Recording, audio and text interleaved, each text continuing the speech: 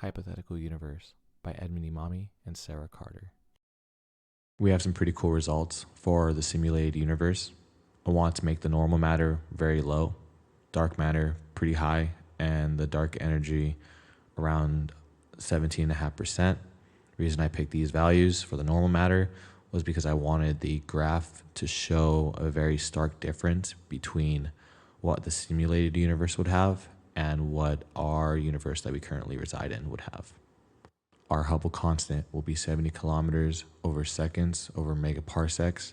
Our CMB will be 2.73 Kelvin, and our radiation density parameter will be 9 times 10 to the negative fifth. These are the values we are given, and they'll remain constant for our universe. If you take a look at our values, you'll see that the totality of our matter is 0.825. This is important because this is a matter-dominated universe, and all the values together equal to 1, which means it's going to be a flat universe, just like the universe of our own.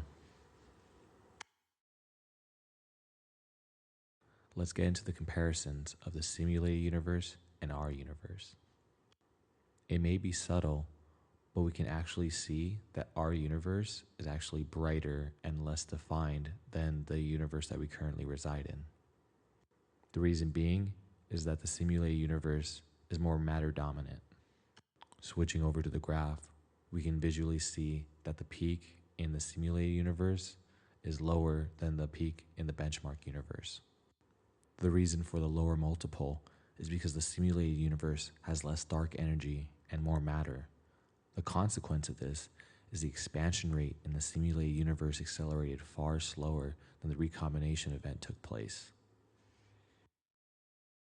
To reiterate, the reason why the simulated universe is flat, similarly to the benchmark universe, is because the normal matter, and dark energy are equivalent to 1. If the three values were less than 1, it would be an open universe, and if it were greater, it would be a closed universe. In order to acquire the baryon to photon ratio for our hypothetical universe, we need to calculate a few things first. Firstly, we need to acquire the density of the baryon and how many baryons are in a specific area to determine the ratio of photons in a given area, which is a standard given value. What we can determine from this is that there's a massive distinction from the amount of baryons compared to photons to a magnitude of 10. The value of the hypothetical universe for our ratio is 3.45 times 10 to the negative 10 power of baryons per photon. Switching over to our universe, the mathematics holds up similar results. The differing factor from our hypothetical universe to the benchmark universe is the amount of normal matter seen, and that changes the baryon energy density. The mass of the proton stayed the same, as well as the photons over the area. The baryon energy density changes the density of the baryon when we're acquiring our eta value. If you notice, it's a perfect doubling because we doubled the amount of mass of normal matter. Next, we will find the temperature of our hypothetical universe when recombination occurred. In layman's terms, we are finding the temperature of our simulated universe when electrons and protons were able to start forming bonds and create hydrogen, the most simple element, which made the universe transparent, allowing light to freely travel. What's actually pretty cool about this is that the light that we see is actually the CMB. To acquire the temperature from a non-given value, we had to acquire the baryon to photon ratio.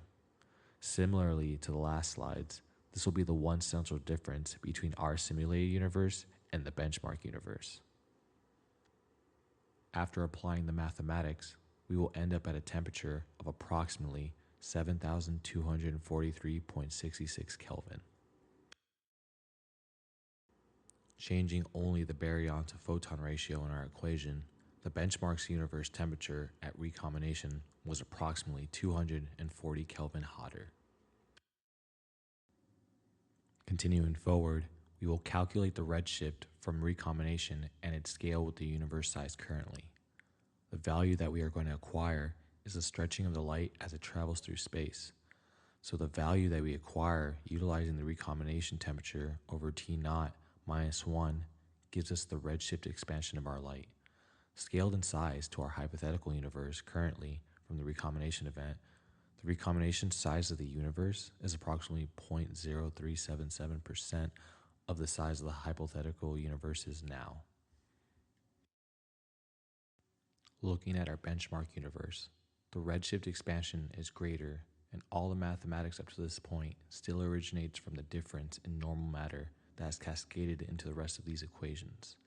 So inputting the values of our redshift from the benchmark universe is 2,740, which is the multiple of stretched light since the recombination event, and the scale of 0.0365% compared to our universe's size now.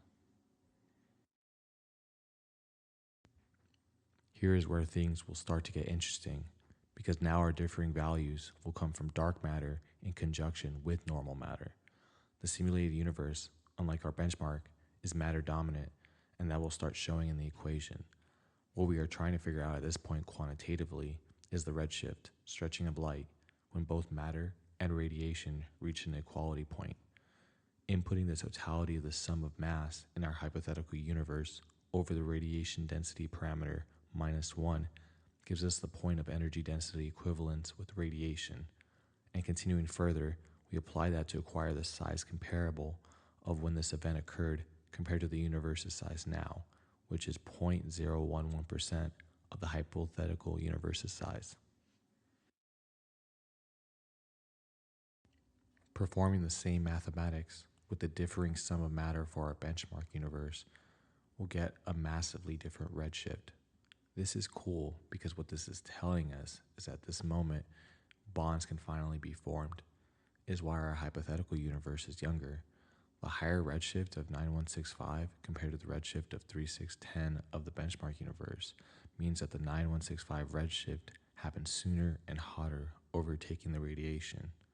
Similarly, with the hypothetical universe, we acquire our scale at 0.028% of the size comparable to the benchmark's universe size now of when this overtake happened.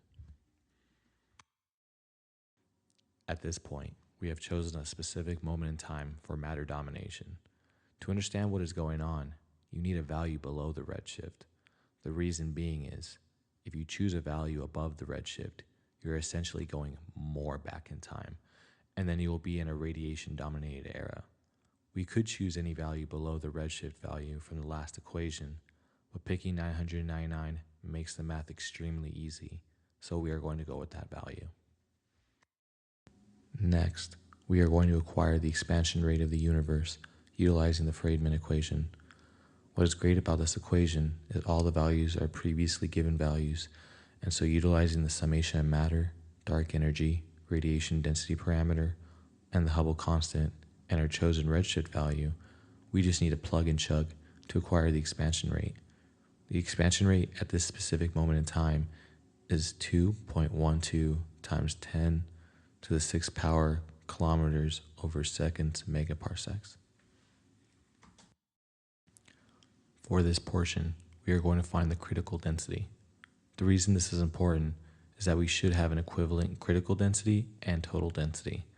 Based on our initial creation of the universe with normal matter, and dark energy equaling 1, our universe should be flat, and a value where both critical density and total density are equivalent is to be expected. After plugging in our values, our critical density is 8.42 times 10 to the negative 18th kilogram over meters cubed, and our total density is 6.94 times 10 to the negative 27 kilograms over meters cubed. Upon acquiring the values for both, it appears that our critical value is greater than our total density, which coincides with an open universe as opposed to a flat universe.